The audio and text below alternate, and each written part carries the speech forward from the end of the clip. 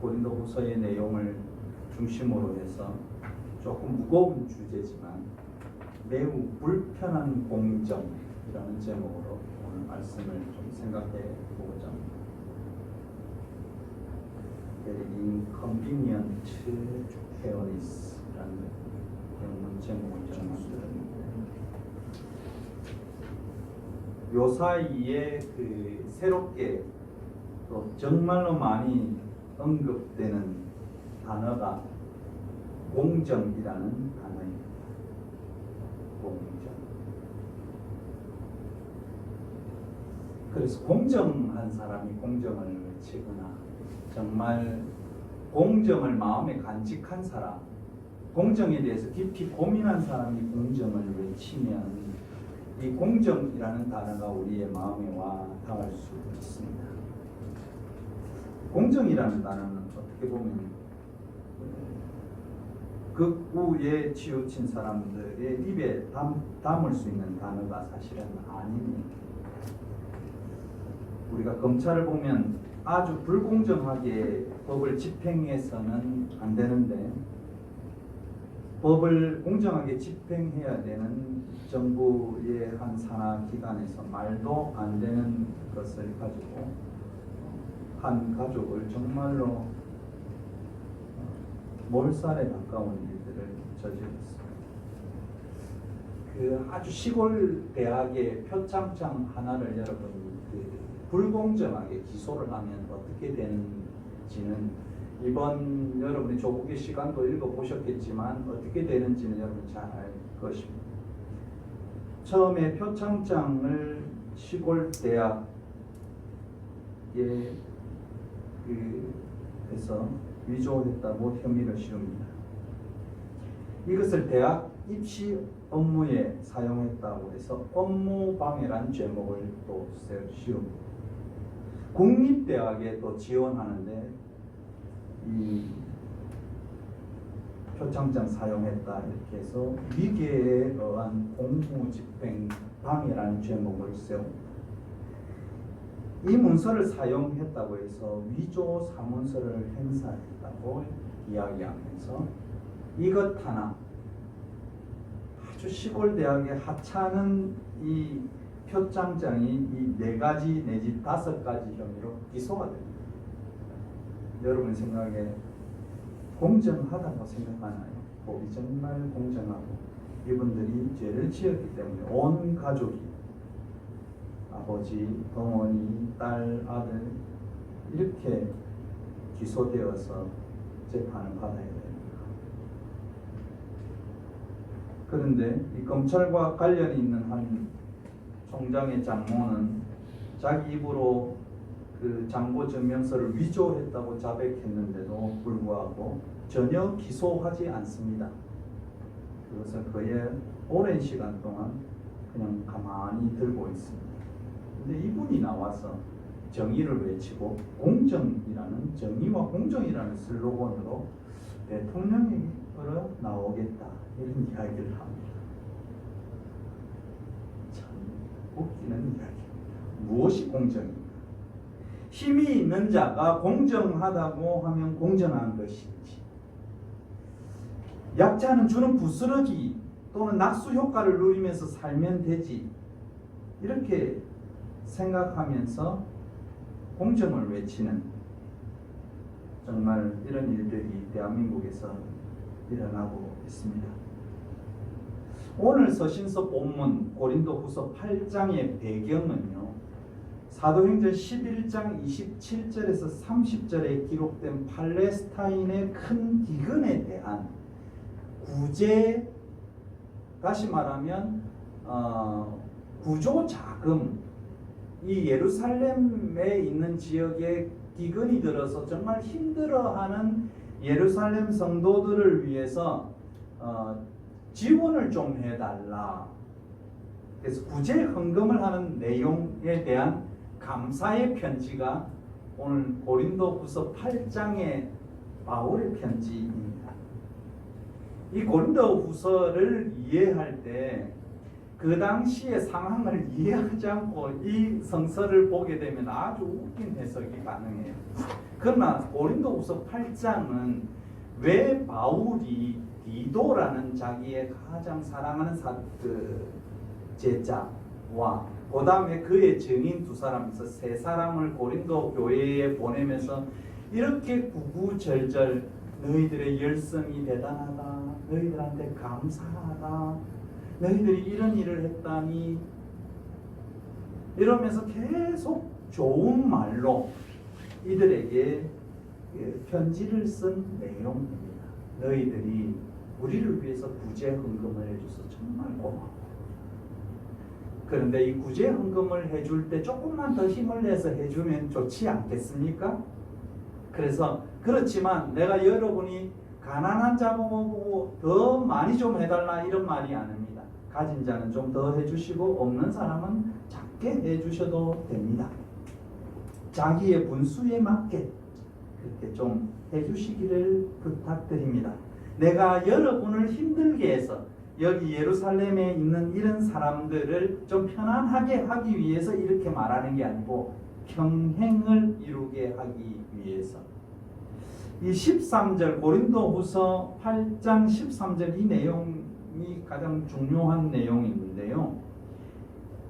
나는 다른 사람들을 편안하게 하려고 그 대신 여러분을 괴롭게 하려는 것이 아니라 평형을 이루려고 하는 것입니다. 이거 세 번역의 내용인데요. 영어 성경의 뒷부분은 이렇게 표현합니다. But it is only fair 라는 말을 씁니다. fair. fair는 공정함. 그래서 우리 플레이를 할 때 경기에서는 무슨 플레이를 해야 되지요?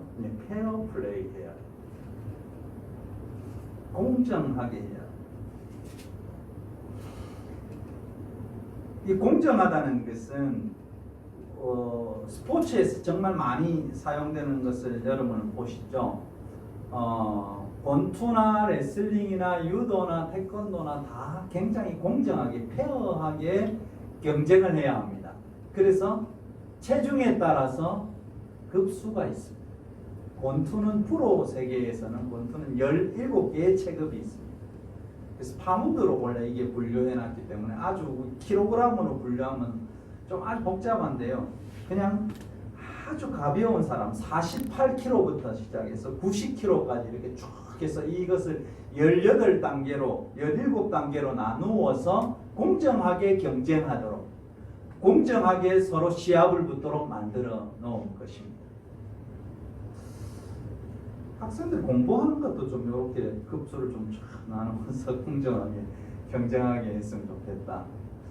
우리나라에 공정하게 대학 입시를 만들었던 것 중에 하나가 지방 대학에 있는 사람이 서울에 있는 대학을 지원할 때 좀 가산 점수를 주는 제도, 이런 것들이 굉장히 공정한 경쟁을 유지하면서 서울의 강남에서 매일 학원에 가서 수백만 원을 주고 공부한 학생, 그래도 이 들어갈 수 있는 구멍을 만들어주는 제도 중에 하나가 이런 거였습니다. 오늘 8장 14절 15절은 공정의 정의를 아주 확실하게 보여주는 성경의 본문입니다. 14절에 가서 보면 지금 여러분의 넉넉한 살림이 그들의 궁핍을 채워주면 그들의 살림이 넉넉해질 때 그들이 여러분의 궁핍을 채워줄 수도 있을 것입니다. 이 중요합니다. 채워줄 수도 있을 것입니다. 채워줄 수 있다 이게 아니고 채워줄 수도 있을 것입니다. 이렇게 하면 평형이 이루어지는 것입니다. 15절 이것은 성경에 기록하기를 많이 거둔 사람도 남지 않고 적게 거둔 사람도 모자라지 아니한 것과 같다. 이렇게 표현하고 있습니다. 이것이 8장 14절 15절에 있는 내용입니다. 넉넉하면 그냥 궁핍한 사람에게 주면 되고 내가 어려우면 내가 도왔던 사람이 나의 궁핍을 채워주게 될 것이다. 이렇게 하여 평형을 이룬다. 이 평형을 이룬다는 헬라어 단어는 이소테토스란 단어입니다. 이소테토스. 이것은 이소스라는 단어에서 나오는 용어인데요. 이것은 이소스는 고대 사실 단어이기도 합니다. 영어로 이것을 해석하면 equal이라는, 우리가 많이 쓰죠. equal 뭐 이러면서 일본처럼 발음을 하는데요. 1 더하기 1은 2다. 이것을 equal이라고, 똑같게 만들다. 이것을 이소스라는 단어입니다. 평등한, 쉬운 말로 하면 평등하다는 것은 평균케 하는 것입니다. 부자와 가난한 자, 많이 가진 자, 적게 가진 자, 이것을 고르게 한다. 이것이 이소스, 이꼴이라는 단어입니다. 여러분, 하나님 나라의 원리, 예수가 말한 하나님 나라의 원리가 무엇입니까? 그것은 공정과 공평과 이퀄, 평균입니다. 이것이 하나님 나라의 근본이고 원흉이에요. 이것이 근본이에요. 원형이에요. 오늘 바울이 언급한 15절, 이 15절 많이 거둔 사람 남지 않고 적게 거둔 사람 모자라지 않다. 이것은 출애굽기에 있는 내용입니다. 그 당시 성서는 구약 성서였기 때문에 바울이 이 출애굽기에 있는 내용을 여기에 인용합니다. 출애굽기 16장 18절에 있는 내용인데요. 이스라엘 백성이 출애굽에서 광야 생활합니다. 그때 우리 먹을 것이 필요하다 할 때 하나님이 내려주신 것이 만나, 히브리어로 만하라는 내용인데요. 이 만나, 이것이 무엇인가라는 뜻을 갖고 있습니다. 만하. 그래서 하나님께서 이스라엘 백성에게 너희는 각 사람이 먹을 만큼 거두어라. 사람 수요대로 한 오멜씩 각 사람에게 플러스해서 거두면 된다. 그래서 집에 세 사람이 있냐? 그리고 내가 있냐? 그럼 네 사람 4인 가족이냐? 그러면 4오멜을 너희들이 거두면 된다. 그런데 이상한 일들이 거기에 일어납니다. 그렇게 했는데 거둔 것이 많기도 하고 적기도 했는데 많이 거둔 자도 남음이 없고 이상하게 적게 거둔 자도 부족함이 없는 사건이 이 출애굽기에 있는 16장에 있는 사건입니다. 모세가 그들에게 뭐라고 이야기하느냐면 아무도 많이 거둬가지고 아침까지 그거 남겨두면 안 된다라고 표현합니다. 그런데 백성들이 어떻게 했을까요? 사람의 마음이 어땠던가를 우리가 이해합니다. 백성이 이거 내일 먹어야지 하고 나가서 많이 거두었습니다. 근데 아침에 두었더니 아침에 못 먹게 되었다. 벌레가 생기고 냄새가 났다고 출애굽기가 기록하는데, 근데 제가 보기에 아마 썩었지 않겠나? 썩었겠죠.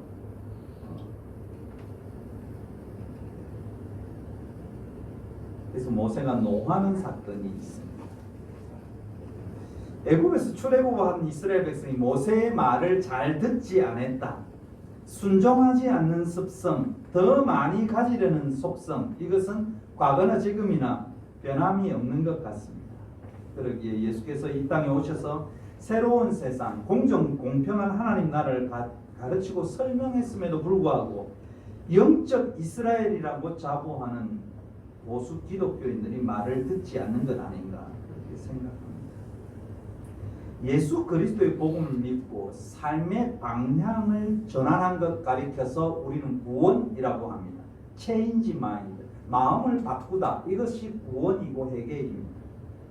그래서 성도들이 이 원리를 실천하고 방향을 설정하고 공정에 대해, 공평에 대해 고민하고 스스로 실천해 나가려는 결심이 필요합니다. 즉 김대중 대통령이 말했듯이 행동하는 양심이 있는데 그냥 속에 놔두지 말고 행동하는 양심이 필요하다고 그런 거예요.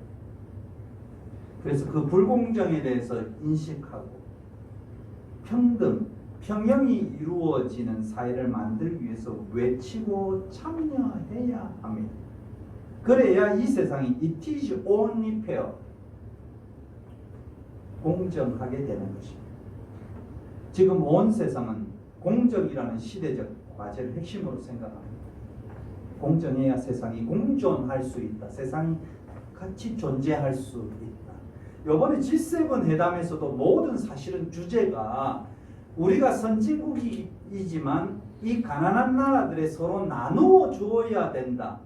그리고 우리가 그동안 탄소 배출량 CO2를 너무 많이 우리 선진국에서 배출했는데 이것을 적게 배출해야 이 탄소의 중립을 가져와야 온 지구가 평화롭게 살 수 있다. 이 상태로 그만 계속해서 지구의 온도가 올라간다면 해수면도 상승할 것이고 이를 통해서 기후의 변화를 통해서 인류는 멸망한다는 것의 인식을 이 모든 이 세계에 깨어 있는 대통령들은 이해한다는 것입니다.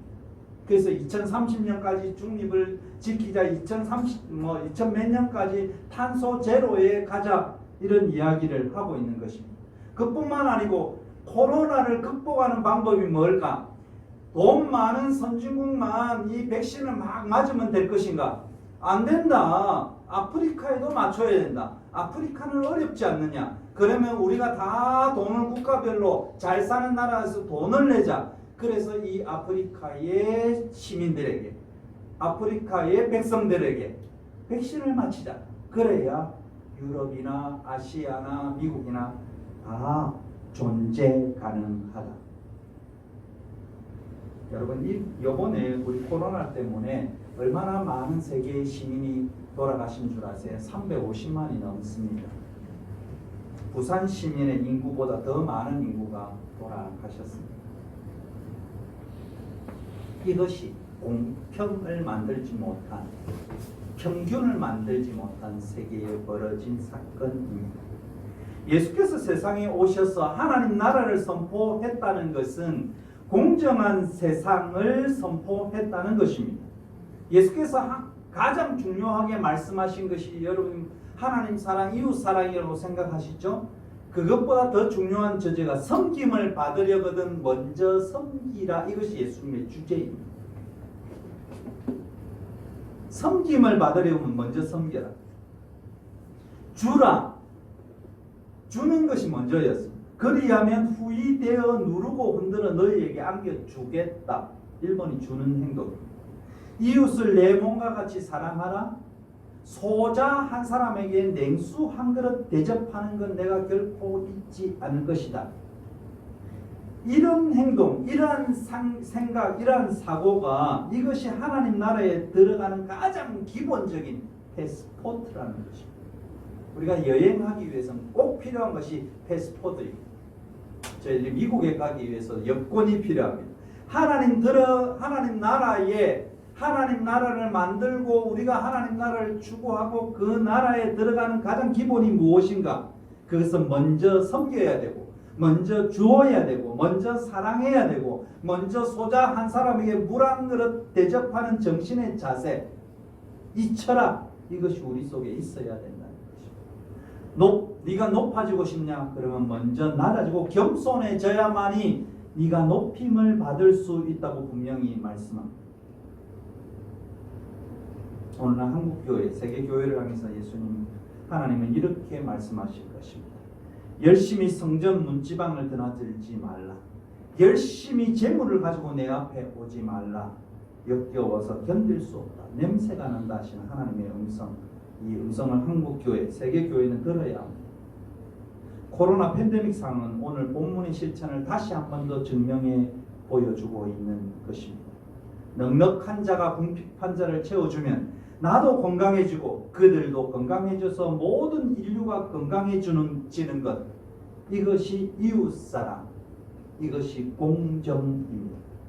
우리는 코로나 상황을 보면서 이 상황을 신앙적 차원에서 다시 이해해 보아야 합니다.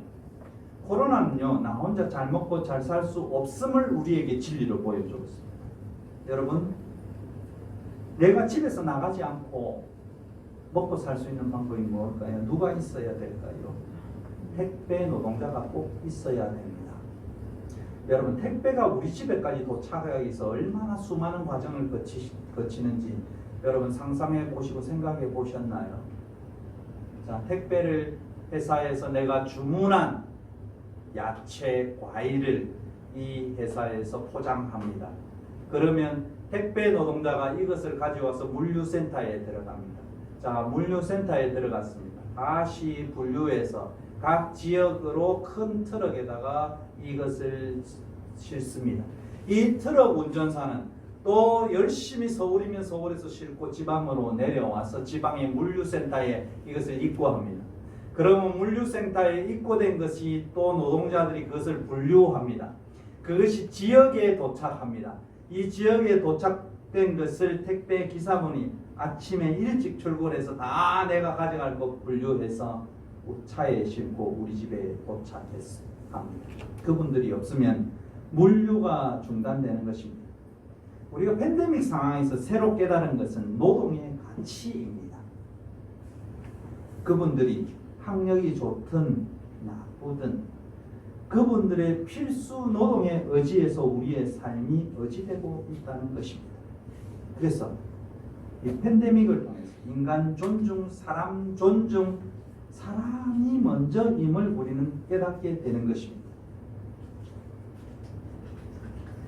제가 결론으로 들어가면서 마이클 샌델이 2020년 9월에 지은 책 중에 한 내용을 소개하고 말씀을 마치고자 합니다. 2020년 9월에 마이클 샌델은 공정하다는 착각이라는 책으로 우리에게 다가왔습니다. 영어 제목은 The Tyranny of Merit. 이 메리트는 메라토크라시의 단축된 단어입니다. 메리트, 장점입니다.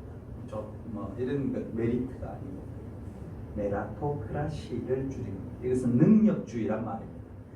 능력주의의 폭압, 능력주의의 폭정이라고 이분이 썼어요. 얼마 전에 EBS의 그 화상으로 토론 프로그램에도 나오셨습니다. 부제로 이렇게 표현했습니다. What's become of the common good? 과연 무엇이 공공의 선, 공동의 선을 만드나? 그분은 이렇게 이야기합니다. 성공한 사람이라고 자부하는 성공한 사람들이 성공에 대한 태도를 바꾸어야 한다. 이 경제 시스템 안에서 성공이라는 것을 이루어낸 사람들이 가끔 착각을 한다고 합니다. 내가 성공한 것은 내가 이루어낸 거야. 내가 성공한 건 내가 이루어야 된 거야. 그러면서 자기들이 오만한 마음이 생겨난대. 그래서 나보다 운이 따르지 않았던 사람들을 무시하면서 사회적 연대와 공동체를 무너뜨린다고 합니다. 내가 잘했기 때문에 내가 성공했다고 믿으면 타인의 입장을 고려하기가 매우 힘든다고 합니다. 이 사고를 꼰대 사고라고 합니다. 우리는 내 때에는 이런 말로 자녀들과 함께한 사람들, 자녀들을 훈계하기도 합니다. 그러나 지금 입장, 지금의 청년들의 입장을 생각하지 않으면 꼭 이 성공한 사람들이 말하는 그런 사람에 대한 평가와 똑같다는 것입니다. 그래서 성공한 것은 운이라는 럭키라는 단어를 씁니다. 그래서 이분이 하버드 대학에 앞으로 이 입시를 어떻게 해야 되냐, 이분이 제안한 것, 아주 가장 공공의 선에 출발은 제비를 뽑아야 된다고 이야기합니다. 아주 엉뚱하죠? 이것부터 출발해야 된다고 이야기해요. 그 말은 뭐냐면 이 하버드 대학은 1년에 2,000명 정도의 사람을 뽑습니다. 근데 지원하는 사람은 4만 명입니다. 자, 서류에서 먼저 추립니다. 그래서 추린데요. 그래서 2만에서 2만 5천 명 정도를 최종적으로 해서 여기에 10분의 1, 2천 명 정도를 뽑는다고 합니다. 자, 그러면 2만 명 정도 추렸습니다. 원서에 자격이 되지 않는 사람 2만 명을 제비뽑기 하면 이 사람들이 나는 공부를 굉장히 잘했어. 내가 이 하버드에 온 게 아니, 나는 운이 좋아서 하버드에 온 거라고 생각한다는 거예요. 그래서 이것이 출발이다라고 이분입니다. 그렇게 하면 운 때문에 그런 게 아니고 내가 노력 때문에 그런 것이야. 사실 우리가 살아가고 있는 이 세상은 공정하지 않습니다. 어디서 태어나고 내가 어떤 인종으로 태어나고 어떤 집안에서 태어나고 자랐는지에 따라서 삶의 발전 과정에 차이가 날 수밖에 없습니다. 우리가 어떠한 외모를 가지고 어떠한 체형을 가지고 태어났는지도 차이를 만들어냅니다. 가진 자들은 자신들이 가지고 태어난 것들에 대해서 아주 당연하게 생각합니다. 태어났을 때부터 있었으니까요. 그게 당연한 것인 줄 꼭 생각하겠죠. 그러면서 출발선이 다른 것도 모른 채 자신들이 앞서서 출발한 상황에서 노력해서 지금의 것들을 이루었다고 말하는 것은 어찌 보면 정말로 오만입니다. 오로지 공부만 할 수 있는 상황, 부모로부터 받은 좋은 유전자, 경제적으로 뒷받침되는 집안 환경, 이런 것을 생각하지 않고 그저 내가 열심히 했다고 착각하는 것, 그리고 자신이 이룬 것에 대해서 나는 정당해라고 생각하는 것, 사실은 다른 출발선에서 출발해서 자신이 이룬 것을 이루지 못한 상대에게 패배자로 인식하며 더 노력하라고 말하는 것은 폭력적입니다. 그래서 불편한 공정입니다. 사회 속에 우리 자신을, 그리고 사회가 우리 재능에 준 보상, 그것은 우리의 행운의 덕이지 우리의 업적 노력이 아님을 찾아내는 것이 필요합니다.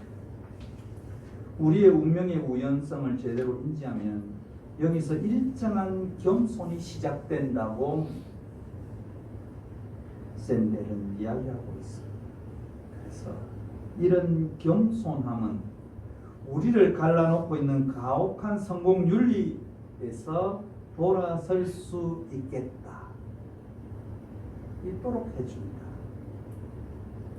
그래서 그것은 능력주의의 폭정을 넘어서 보다 덜 악의적이고 보다 더 관대한 공적인 삶으로, 공적인 시민의 삶으로 우리를 인도한다고 합니다.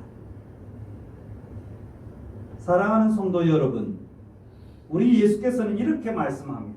너희들이 다른 사람을 대하는 그 방법으로 나도 너희를 대할 것이다.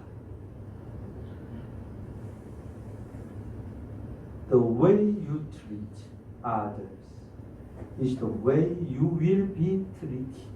너희가 다른 사람을 대하는 그 방법으로 나도 너희를 똑같이 대해줄게. 너희들이 성공한 것은 너희들이 잘나고 너희들이 정말 대단한 것을 선택해서 선택된 백성이라서 그렇게 된 것이 아니라 하나님의 은혜로 운이 좋아서 그렇게 선택되었고 성공했으니 네 능력이 아니니까 겸손해라고 예수께서 우리에게 선언하시는 것입니다. 그래서 성도들이 가져야 할 성도들의 최고의 덕은 뭔가?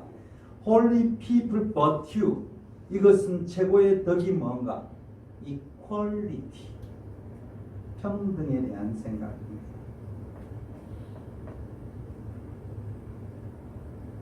매우 불편한 공정, 이것을 넘었어야 합니다. 이것이 신앙입니다.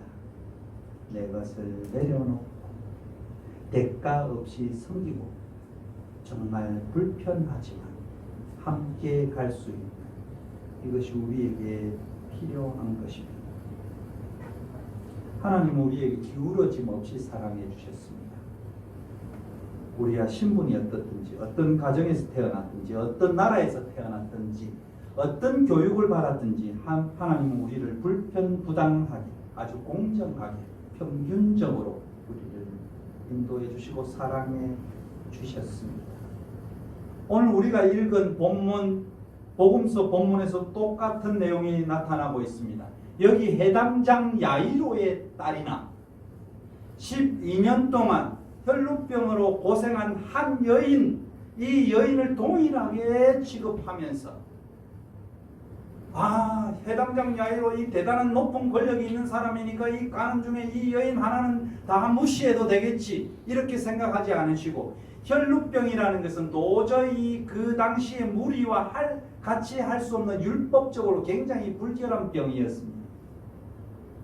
그렇지만 이 여인이 예수님의 주위에 많은 무리, 애워싼 무리를 뚫고 왔을 때 이 여인을 무시하지 않으시고 그를 찾아와서 중요한 말을 하십니다.